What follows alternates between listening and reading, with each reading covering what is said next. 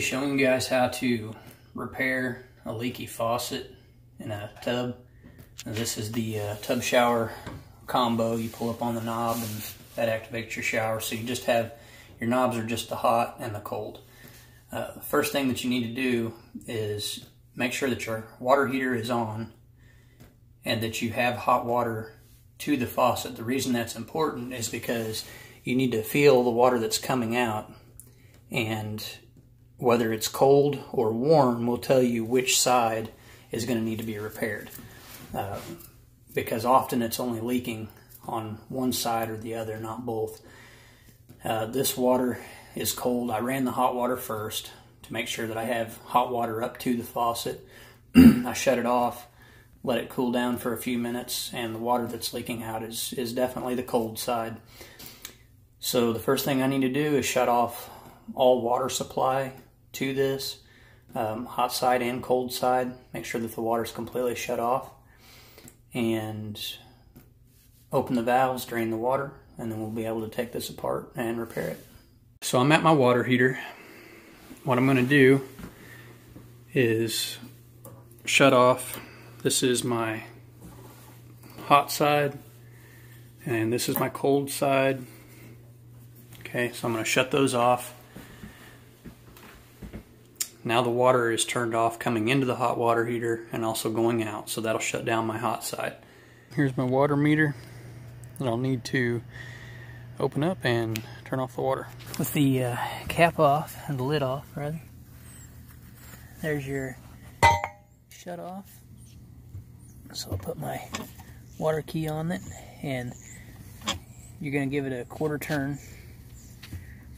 Essentially you're going to line it up, or you're going to, right now it's in line with the water line.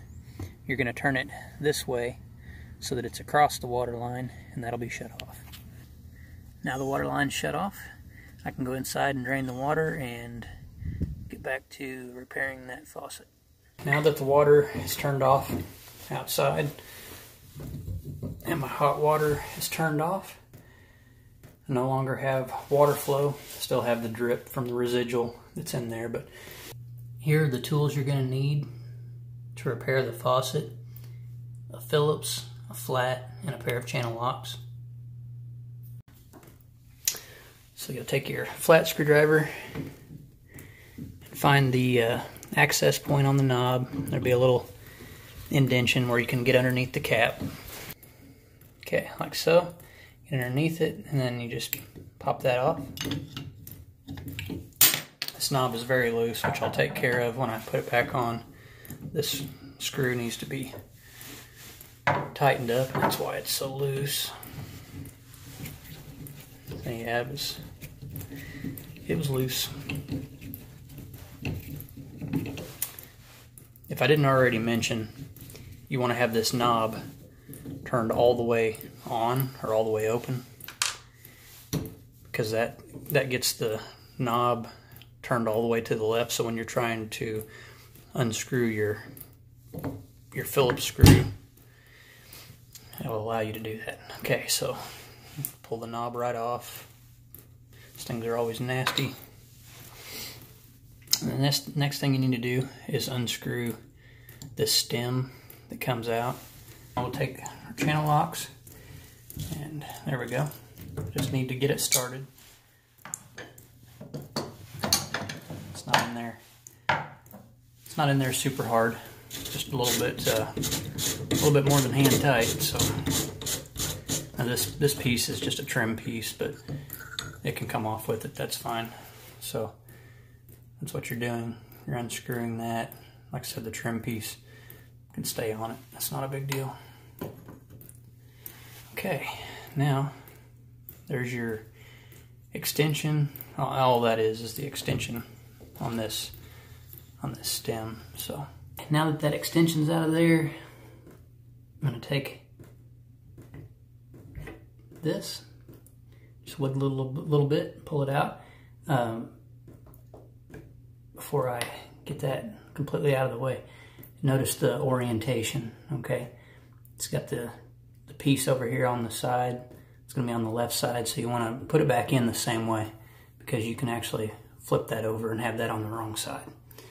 This will have an O-ring on it, and all that does is seal it inside the tube.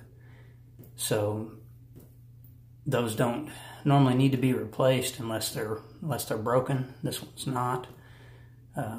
And a note on that's not a typical O-ring. It's very flat.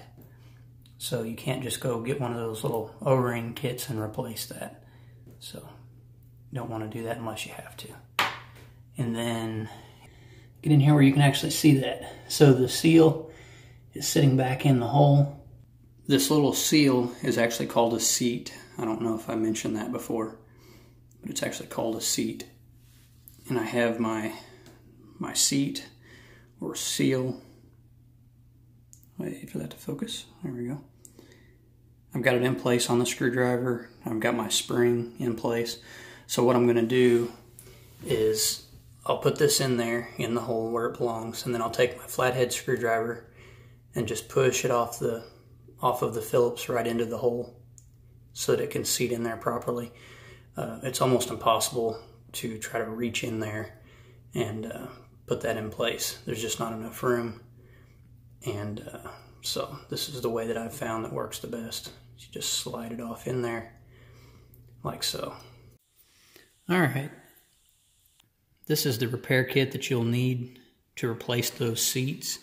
It's going to have the two little rubber seats or seals and two different types of springs. And you'll just need to use the type of spring that came out of it, which will be those shorter springs. The spring's in behind it, and you can see the little bit of water that's dripping out of that. That's normal. There's nothing right now keeping the water from dripping out, so go ahead and slide the valve in. And again, remember your orientation.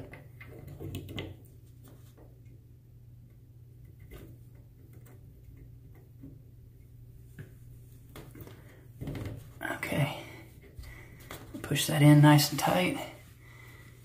You notice that the water stopped running, so now we'll just assemble it the way we disassembled it. So get my extension back on here.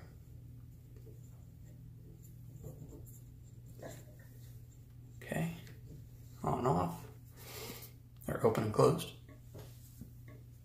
Okay, then oops, get down here, wasn't on that very good. So this is back in place. Now I'm going to put my sleeve back on. Very carefully get the thread started, and you'll be able to tell that it's in the right spot because it'll go nice and smooth. And then this chrome ring, that trim piece, just pushes back up against there. Okay, I get my channel locks. Okay, like I said before, you just want it a little bit more than hand tight. You don't want that thing torqued down hard. So, okay, there we go. We'll find out here pretty quick if this was all it needed or not.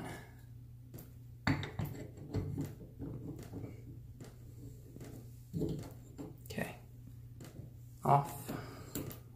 Open, put my screw back in, and you remember when we took this off, that screw was loose, which was letting the knob just kind of flop around. So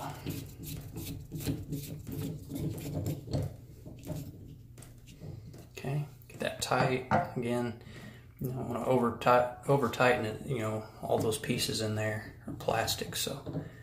Okay, but that's on there a lot better now. And then with that closed, I'm going to put the cold indicator back on there. Okay, like so. We're back together, so let's go turn the water on. Now I'm going to close these. Okay, close those, go turn the water on and see what we've got. I did go ahead and replace the seat and the spring in the hot side also, and I do highly recommend doing that. I mean, you're already here. You already have all the tools out, you know, and it only takes a few minutes. So I do recommend just going ahead and doing that. And I did that. I went out and turned my water back on at the meter and put the lid back on that. Came inside, turned my hot and cold lines back on, turned on all the faucets in the house and bled the air out. And here we go. No more leaks. So that's what you need to do if you have a leaking faucet in your bathtub. Thanks for watching, guys.